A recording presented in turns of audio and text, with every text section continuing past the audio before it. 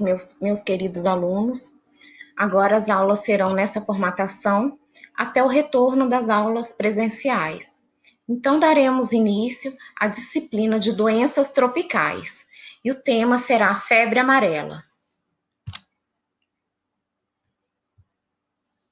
Dados epidemiológicos divulgados pelo Ministério da Saúde, cujo boletim de fechamento da sazonalidade 2017-2018 de febre amarela demonstra que durante o período referente a 1º de julho de 2017 a 30 de junho de 2018, foram confirmados 1.376 casos da doença no país, levando 483 pessoas a óbito. Ao todo, nesse período, foram notificados 7.518 casos suspeitos, sendo que destes, 778 permaneceram em investigação epidemiológica. A febre amarela é uma doença infecciosa febril aguda, transmitida por vetores que possuem ciclos epidemiológicos distintos, no caso silvestre e urbano. É de grande importância epidemiológica por sua gravidade clínica e elevado potencial de disseminação em áreas urbanas. O agente etiológico. Trata-se de um vírus, um RNA, vírus da febre amarela, arbovírus, pertencente ao gênero Flavivírus, da família Flaviviridae. Hospedeiros. Na febre amarela urbana, o homem é o único hospedeiro com importância epidemiológica. Na febre amarela silvestre, os primatas não humanos, os macacos, são os principais hospedeiros do vírus amarílico, sendo o homem um hospedeiro acidental. Vetores da febre amarela.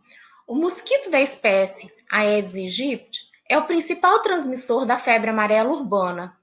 Lembrando que a febre amarela urbana ela foi erradicada do Brasil há mais de 75 anos. Os casos de febre amarela que aconteceram no Brasil foram do tipo febre amarela silvestre. Na febre amarela silvestre, em que ocorre a transmissão em zonas rurais, zonas de mata, os transmissores são mosquitos com hábitos estritamente silvestres, sendo os dos gêneros Haemagogos e Sabetes, os mais importantes na América Latina. No Brasil, a espécie Haemagogos jantinominis é o que se destaca na transmissão do vírus, devido à persistência do vírus em seu organismo por tempo mais longo do que nos macacos. Os mosquitos seriam os verdadeiros reservatórios, além de vetores. A febre amarela urbana, lembrando que ela foi erradicada, não acontece mais no Brasil, ela é caracterizada por uma patologia de seres humanos. A transmissão se dá por meio do mosquito Aedes aegypti, capaz de se reproduzir em águas paradas. A forma de transmissão se dá primeiramente pela multiplicação viral no mosquito durante o período de incubação extrínseco de 12 a 14 dias. Após esse mosquito infectado, pica o indivíduo, que apresenta um período de incubação intrínseco de cerca de 3 a 6 dias. Cabe salientar que o sangue do paciente é infectado no período de 24 a 48 horas, antes do aparecimento da sintomatologia e até 3 a 5 dias após. O mosquito permanece infectado por toda a vida. Transmissão da febre amarela. Modo de transmissão. Se dá através da picada dos mosquitos transmissores infectados. Não há transmissão de pessoa para pessoa. Período de incubação. De 3 a 6 dias após a picada do mosquito infectado. Período de transmissibilidade. A viremia humana dura no máximo 7 dias e vai desde 24 a 48 horas antes do aparecimento dos sintomas, a 3 a 5 dias após o início da doença, período em que o homem pode infectar os mosquitos transmissores. Uma vez infectado, o mosquito pode transmitir o vírus amarílico durante toda a sua vida. Susceptibilidade da febre amarela. A susceptibilidade é universal. A infecção confere imunidade permanente. Nas zonas endêmicas, são comuns as infecções leves e inaparentes. Os filhos de mães imunes podem apresentar imunidade passiva e transitória durante 6 meses. A imunidade conferida pela vacina dura por toda a vida. Manifestações clínicas. O quadro típico é caracterizado por manifestações de insuficiência hepática e renal, tendo em geral apresentação bifásica, com período inicial prodrômico de infecção e um período toxêmico, que surge após uma aparente remissão e em muitos casos evolui para óbito em aproximadamente uma semana. Período de infecção. Dura cerca de 3 dias, tem início súbito e sintomas gerais como febre, calafrios, cefalgia, lombalgia, mialgias generalizadas, prostração, náuseas e vômito. Período de remissão caracteriza-se pelo declínio da temperatura e diminuição dos sintomas, provocando uma sensação de melhora no paciente. Dura poucas horas, ou no máximo 1 a 2 dias. O período toxêmico reaparecem a febre, a diarreia, os vômitos com aspecto de borra de café, caracterizada pela instalação de quadro de insuficiência hepato-renal, representado por icterícia, oligúria, anúria, albuminúria, acompanhado de manifestações hemorrágicas, gengivorragias, epistaxis, otorragias, hematemas, melena, hematúria, sangramentos em locais de punção venosa. E prostração intensa, além de comprometimento sensório, com obnubilação mental e torpor, com evolução para coma e morte. É muito importante caracterizar o sinal de Fagê.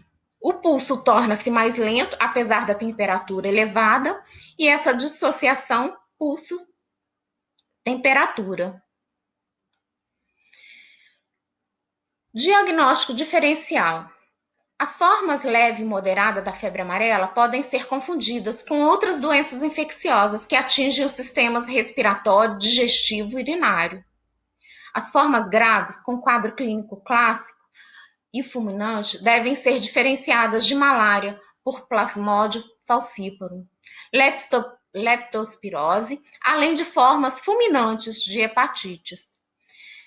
Devem ser lembradas ainda as febres hemorrágicas, de etiologia viral, como dengue hemorrágico e septicemias.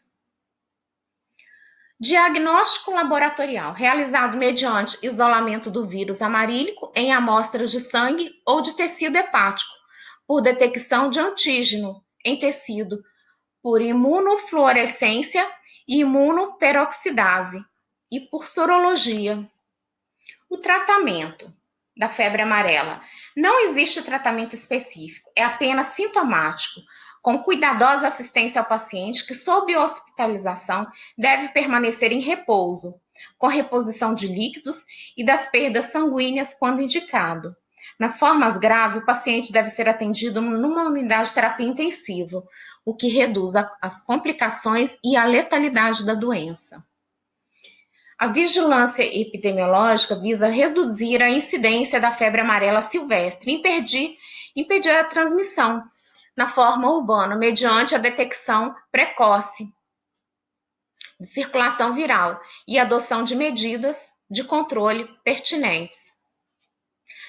A doença é de notificação e investigação obrigatória, cuja finalidade é identificar a área de transmissão e confirmar se o caso é de febre amarela urbana ou febre amarela silvestre, visando definir as populações sobre risco para prevenir a ocorrência de novos casos. Lembrando que no Brasil nós só temos os casos de febre amarela silvestre. Febre amarela urbana já foi erradicado.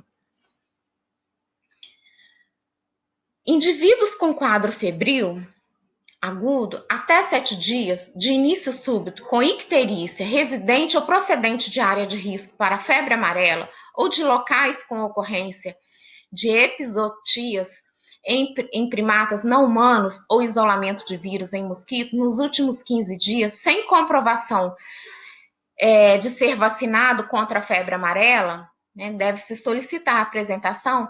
Esses são os casos de notificação, são os casos suspeitos. Promoção e prevenção em saúde. Se o paciente estiver em um centro urbano infestado por Aedes aegypti, seu quarto deverá ser telado.